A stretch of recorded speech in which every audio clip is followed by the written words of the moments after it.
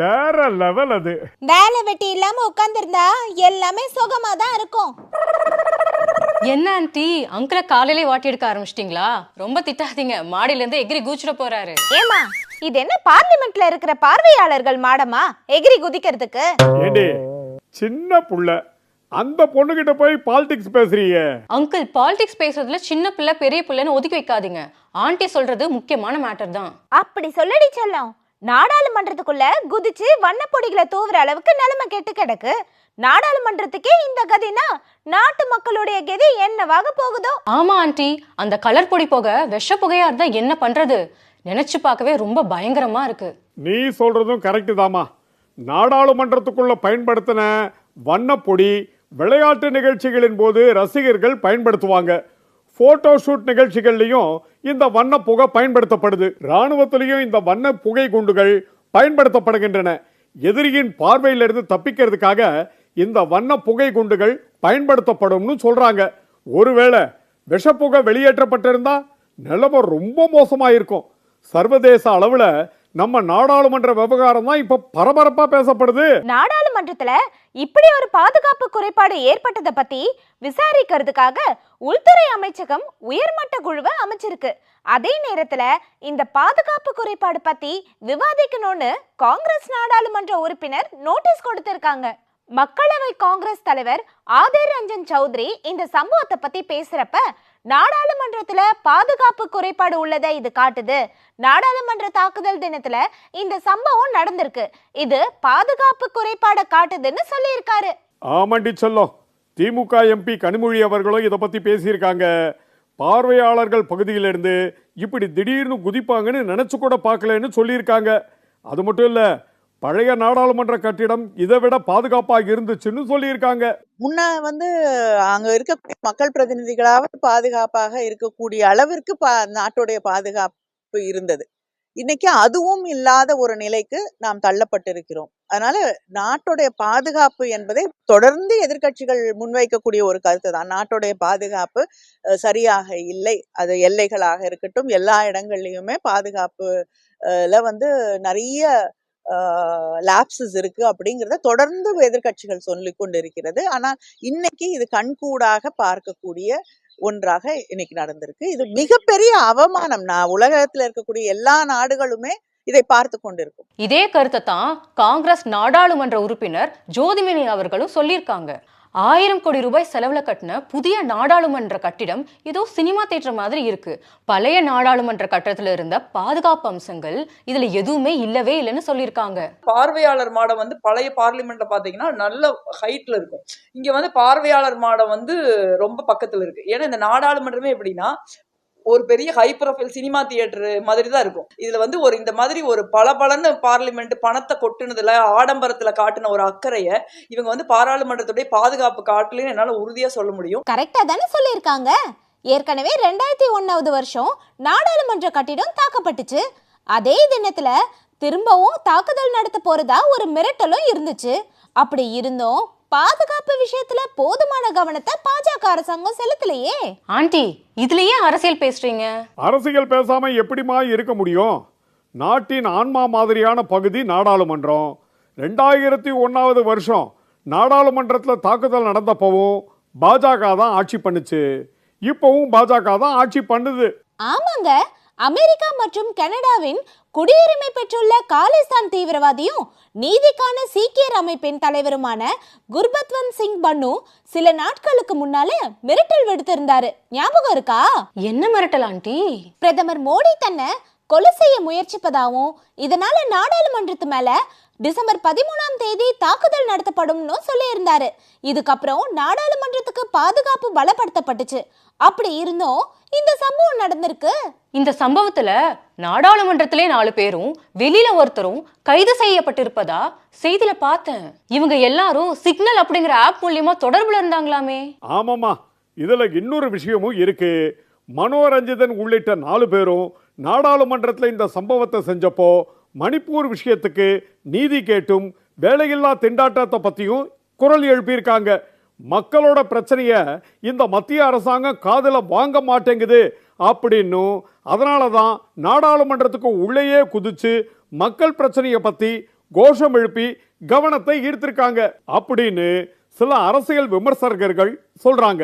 விவசாயிகள் போராட்டங்களையும் மணிப்பூர் உள்ளிட்ட மக்கள் பிரச்சனைகளையும் பத்தி பாஜக அரசாங்கம் கையாண்ட விதத்தின் விளைவுதான் இது அப்படின்னு கூட விமர்சனங்கள் வந்துகிட்டே இருக்கு. இதுல பாஜக எம்பி ஒருத்தர் கொடுத்த பரிந்துரை கடிதத்தை வச்சுதான் இந்த சம்பவத்தில் ஈடுபட்ட ஒருத்தர் நாடாளுமன்றத்துக்குள்ள வந்திருக்காருன்னு சொல்றாங்களே. ஆமா, மைசூரு மக்களவையின் பாஜக எம்பி பிரதாப் சிம்ஹா பரிந்துரையில தான் மனோரஞ்சிதம் அப்படிங்கிறவரு பார்வையாளரா வந்திருக்காரு. இவர் ஏற்கனவே பழைய நாடாளுமன்ற கட்டிடத்துக்கும் பார்வையாளரா வந்திருக்கிறாராம். இதுல என்ன கூத்துனா, அந்த பாஜக எம்பி இந்த நபரை நேர்ல பார்த்ததே இல்லைன்னு சொல்றதுதான். என்ன, நேர்ல பார்க்காத ஒருத்தருக்கு லெட்டர் கொடுத்திருக்காரா? ஆமாமா, அப்படிதான் சொல்றாங்க. இந்த விவகாரத்துல உண்மையான பின்னணி என்ன அப்படிங்கறத பத்தி நாட்டு மக்கள் தெரிஞ்சுக்க ஆவலா இருக்காங்க. இதை வலியுறுத்தி தான் காங்கிரஸ் உள்ளிட்ட எதிர்க்கட்சிகள் நாடாளுமன்றத்தில் விவாதம் நடத்தணும்னு கேட்டிருக்காங்க. ஆனால் இதுக்கு அனுமதி தரப்படலை. இதனால் ஏற்பட்ட அமளியால் நாடாளுமன்றத்தில் இரு அவைகளும் ஒத்திவைக்கப்பட்டிருக்கு.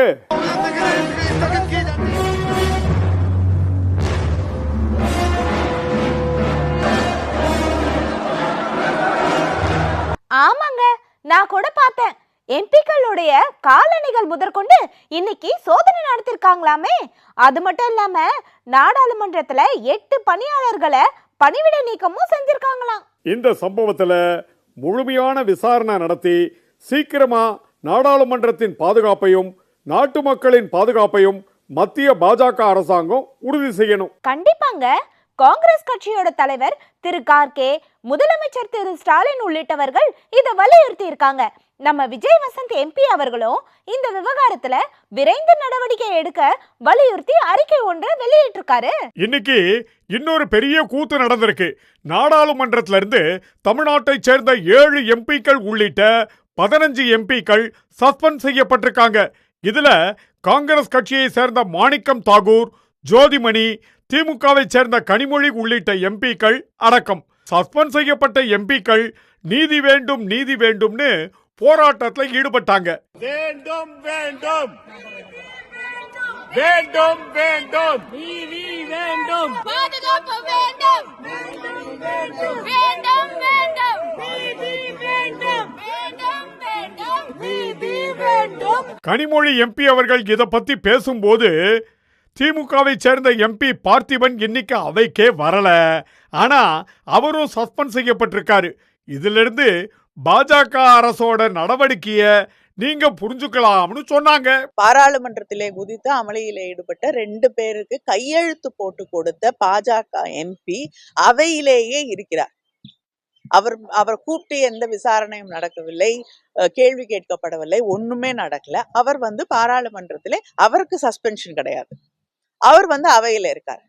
இதுதான் இவங்களோட நியாயமா, இதுதான் ஜனநாயகமா அப்படிங்கிறது எங்களுடைய மிகப்பெரிய. திராவிட முன்னேற்ற கழக எம்பி பார்த்திபன் அவர்கள் அவைக்கே இன்று வரவில்லை. அப்படிப்பட்ட ஒருவரை அமளியில ஈடுபட்டார் என்று சஸ்பெண்ட் செய்கிறார்கள் என்றால் அவங்க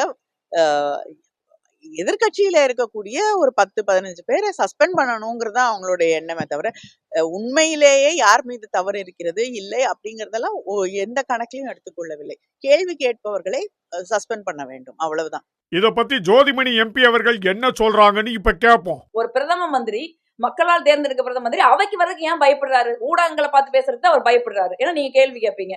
அவைக்கு வர ஏன் பயப்படுறாரு? நாங்க கேள்வி கேட்போம். யாருமே கேள்வி கேட்க கூடாது அப்படின்னு எப்படி? ஒரு மக்கள் விரோத அரசு நீங்க நடத்துறீங்க, போராட்டங்கள் வெடிக்குது. நாங்க எதிர்கட்சியா இருக்கோம், நாங்க மக்களுடைய பிரச்சனைகளை பேசதான் நீங்க இங்க வந்திருக்கோம். ஆளுங்கட்சியும் கூட தான் பேசணும், அவ்வளவு பிரச்சனை இருக்கு இங்க. சோ அதனாலதான் எங்களுடைய குரல் வளைய நசுக்க அவங்க முயற்சி பண்றாங்க. மிக நிச்சயமா அதுக்கெல்லாம் நாங்க அச்சப்பட போவதில்லை. இதே மாதிரி திமுக மக்களவை உறுப்பினர் TR பாலு அவர்கள் செய்தியாளர்கள் கிட்ட பேசியிருக்காரு. அவர் என்ன சொல்லியிருக்காரு நீங்களே பாருங்க.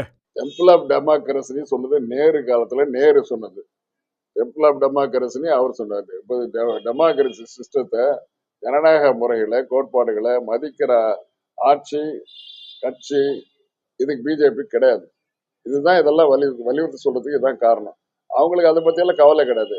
அவங்க மெஜாரிட்டி, புரூட்டல் மெஜாரிட்டி இருக்க எது வேணாலும் செய்யலாம். மாவோ சஸ்பெண்ட் பண்ணலாம், வெளியில அனுப்பலாம்.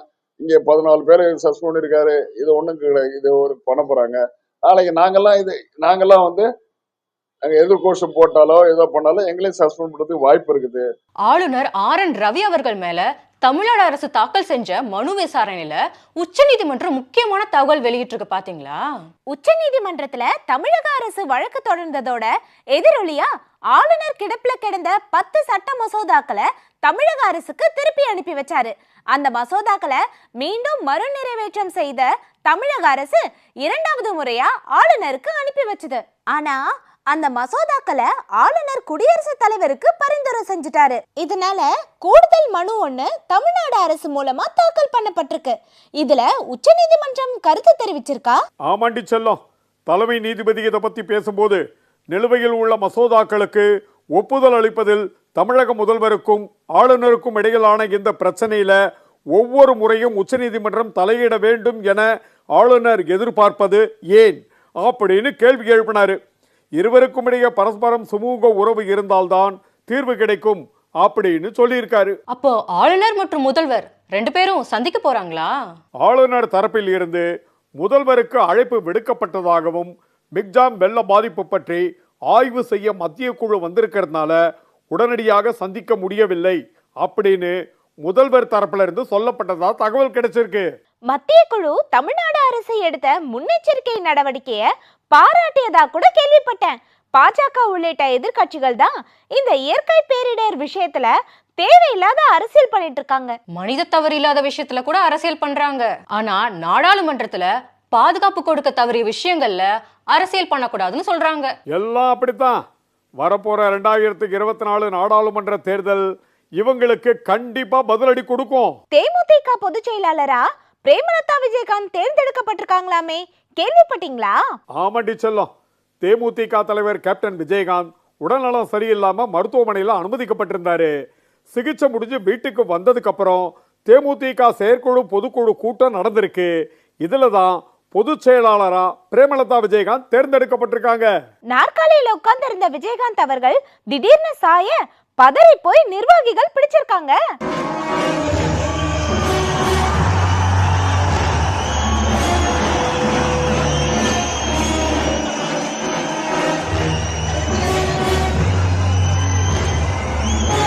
சரி ஆண்டி, இந்த வீட்டோட தலைவர் அங்கிளா இல்ல நீங்களா? ஐயோ, ஏமா இப்படி வீட்டுக்குள்ளேயே பாலிடிக்ஸ் பண்ற?